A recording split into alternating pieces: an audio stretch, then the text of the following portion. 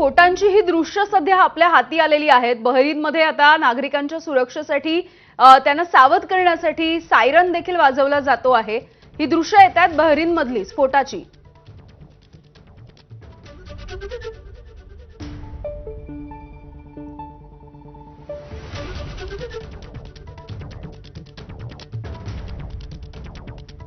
तर ही काही दृश्य आपण बघूयात। हा एका अर्थाने नकाशा आहे, ज्या पद्धतीने जी विमानं असतात, ही विमानं ज्या मार्गाने पुढे जातात ती आपण बघतो आहोत या नकाशाच्या माध्यमातून।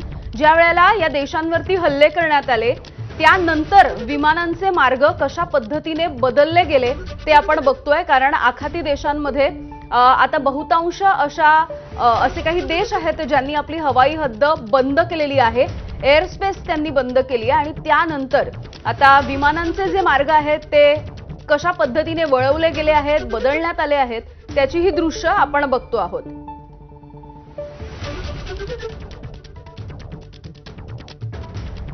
तर इराणनं आता 5 देशांवरती हल्ला केल्याची माहिती मिळतेय।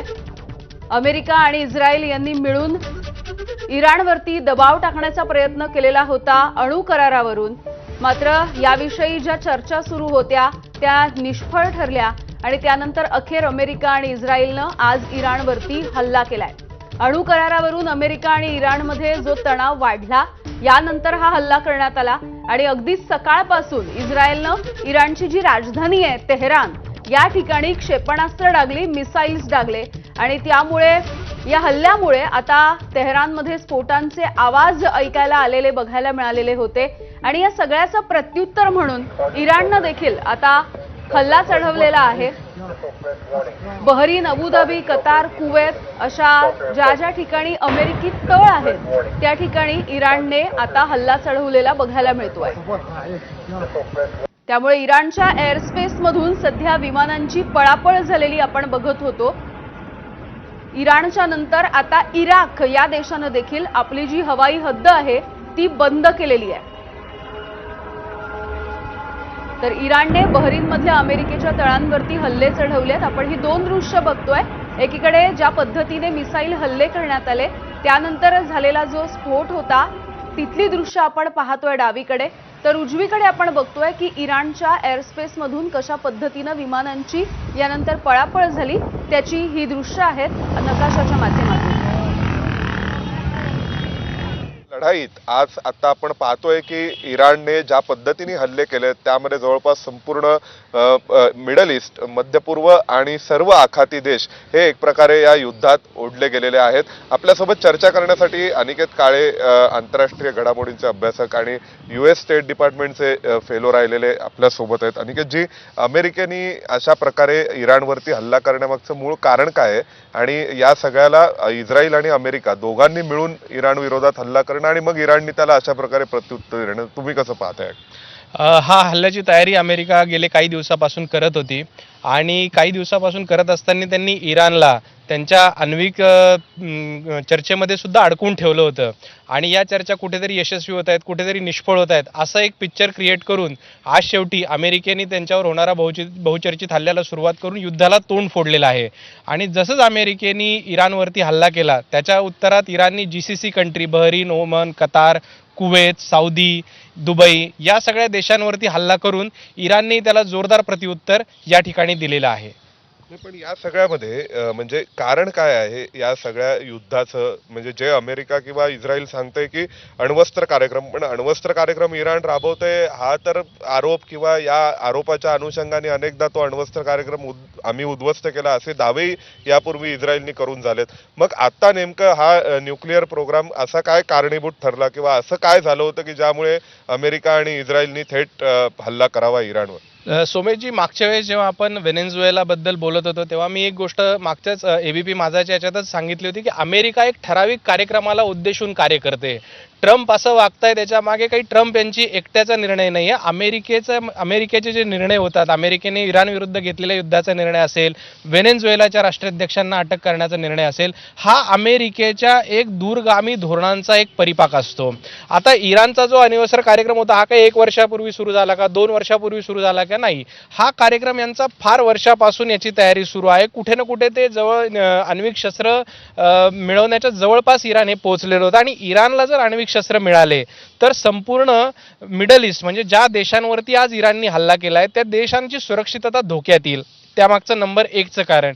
आणि दुसरं कारण म्हणजे याला परिपूरक परिस्थिती अमेरिकेने निर्माण होऊ दिली. जो आत्ताचा खोमेनी राजवट आहे त्याच्या विरुद्ध एक जनक्षोभ तयार होऊ दिला, त्याच्याबद्दल एक लोकमत बनवलं आणि त्याच्या पूर्ण जनमत भावना जेव्हा खोमेनींच्या विरोधात गेली त्यावेळेस अमेरिकेने हा निर्णय घेतला की आता योग्य वेळी इराणवरती हल्ला करण्याची. जेव्हा लोकांचा पाठिंबा तिथल्या सरकारवरती नसेल, लोक त्या सरकारच्या बाजूने उभे राहणार नाही आणि मग इराणला नामोहरम करणं शक्य आहे. ही लढाई इराण हरलेलंच आहे, कारण इराणमधला 80-90% जनमानस हा तिथल्या सरकारच्या विरोधात आत्ता काम करतोय. त्यांना ही राजवट नकोय, हुकुमशाही गुलामगिरी नकोय. त्यामुळेच अमेरिकेने पूर्ण एक वातावरण निर्मिती केली आणि आज मग त्यांनी इराणवरती हा हल्ला केलेला आहे. आण्विक कार्यक्रमाची त्याला नक्कीच जोड आहे, कारण इराणचा जर आण्विक कार्यक्रम स्ट्रॉंग झाला, तो जर बळकट झाला तर मात्र त्याचा धोका सौदी अरेबिया असेल, UAE असेल, कतार असेल, बहरीन असेल किंवा जॉर्डन असेल यासारख्या सुन्नी देशांना होऊ शकतो. म्हणूनच कुठेतरी अमेरिकेने आत्ता ही पाऊल आक्रमणाचं उचललेलं आहे. यामध्ये एक आणखीन प्रश्न असा आहे की अमेरिका तर दरवेळी अशी वेगवेगळी कारणं पुढे करतं. पूर्वी त्यांनी सद्दाम हुसेन यांच्या बाबतीत जे केलं तेव्हाही एक कारण दिलं गेलं होतं. आता जे निकोलस मादुरोंना अटक झाली त्यावेळी अमेरिकेकडून एक असं जागतिक शांततेचं किंवा जगाला उपकृत करण्याचं एक कारण दिलंच जातं. पण अमेरिकेचा व्यक्तिगत स्वार्थ या सगळ्यामध्ये काय आहे करण्यामागे? अमेरिकेचा व्यक्तिगत स्वार्थ या सगळ्यांमध्ये एकच आहे की अमेरिकेची एक शस्त्रास्त्राची एक मोठी इकॉनॉमी या दृष्टीने काम करत असते. शस्त्रास्त्रांची लॉबी अमेरिकेत भयंकर स्ट्रॉंग आहे आणि शस्त्रास्त्र विक्रीवरून अमेरिकेचा भरपूर रेव्हेन्यू त्यामध्ये अमेरिकेला मिळतो. त्यामुळे आता या युद्धाची भीती दाखवून संपूर्ण मिडल ईस्टमध्ये अमेरिकेची शस्त्रास्त्र लॉबी पुन्हा एकदा कार्यरत होईल. अमेरिकेच्या शस्त्रास्त्र धोरणांना त्यामुळे पाठबळ मिळेल आणि व्हेनेझुएलाच्या निमित्ताने दक्षिण अमेरिकेतल्या तेल पुरवठ्यांवरती तर त्यांनी ताबा मिळवलेलाच आहे. त्याचप्रमाणे आता इराणवरती हल्ला करून इराक असेल, इराण असेल किंवा त्यांचे मित्रदेश, आखाती मित्रदेश असतील यांच्याशी पुन्हा एकदा जवळीक करून तेलाच्या बाजारावरती अमेरिका पुन्हा एकदा आपलं प्रभुत्व प्रस्थापित करण्याच्या दृष्टीने वाटचाल करेल असं येणाऱ्या काळात आपल्याला दिसतंय. या सगळ्यामध्ये आता आपण दिल्लीतून बातचीत करतोय, त्यामुळे निश्चितच आपल्या सगळ्यांच्या मनामध्ये केंद्रस्थानी जो भारत असतो त्या भारताची भूमिका काय राहील, भारतावर या सगळ्याचे परिणाम काय होतील? कारण पंतप्रधान नरेंद्र मोदी हे इस्रायलमध्ये होते आणि अगदी 26 तारखेला ते इस्रायलमधून परत येत आहेत आणि नंतर लगेच 2 दिवसात इस्रायल आणि अमेरिकेकडून ही युद्ध घोषणा होतीये, ज्याची वाट पाहतायत खरं तर गेल्या महिनाभर. 2, 2.5-3 महिन्यांपासून सगळ्या जगाला वाटतंय की कधीही इराणवरती हल्ला होईल अशी स्थिती असताना नेमके भारताचे पंतप्रधान तिथून आल्यानंतरच या हल्ल्याला सुरुवात होते. आणि दुसऱ्या बाजूला अफगाणिस्तान देखील पाकिस्तानवरती हल्ला करतो. अफगाणिस्तान हा इराणचा शेजारी देश आहे, पाकिस्तान हा इराणचा शेजारी देश आहे आणि या बाजूला इराणवर हल्ला होतो अमेरिका आणि इस्रायलकडून. तर या सगळ्याचं काही ना काही कनेक्शन आहे भारतासोबत. नक्कीच यामध्ये नरेंद्र मोदी यांनी ज्यावेळेस इस्रायल दौरा 2 दिवसापूर्वी केलेला आहे त्यातून एक मोठा त्यांनी मेसेज हा जगाला दिलेला आहे की कुठल्याही परिस्थितीत भारत हा इस्रायल सोबत उभा आहे. त्यांच्या भेटीवरती भारतीय राजकारणात सुद्धा बऱ्याचशा टीका त्यांच्यावरती झाल्या, विरोधी पक्षांनी त्याच्यावरती टीकेची राळ उठवली, परंतु मोदी यांनी एक साफ संदेश की आम्ही इस्रायल सोबत उभे आहोत. आणि आता बघा, आता मोदींनी जे इस्रायलच्या सोबत उभे राहिले तर अमेरिकेच्या सोबत या युद्धात कोण उभे राहणार आहेत? तर सौदी अरेबिया सुद्धा उभा राहणार, कतार पण उभा राहणार, बहरीन, ओमान हे सगळे GCC कंट्री आता इस्रायल सोबत आहेत. त्यामुळे भारत एका मेजर ऑइल प्रोड्युसर देश जे आहेत त्यांच्या ब्लॉकच्या सपोर्टमध्ये उभा आहे असा मेसेज कुठे ना कुठे जाईल. आणि आत्ता बघायला गेलं तर इराण सोबत कोण उभा आहे? चायना, जो भारताचा एक पारंपरिक शत्रू राष्ट्र आहे. आणि रशियाचे एक पारंपरिक इराण सोबतची जी मैत्री आहे का, तर तो फक्त अमेरिकेचा विरोधक म्हणून ती मैत्री आहे. त्याच्या पलीकडे रशियाचं कुठलाही विशिष्ट त्याच्यामध्ये आर्थिक किंवा फार इंटेलिजन्स या संदर्भातली इन्व्हॉल्वमेंट ही इराणमध्ये नाही आहे.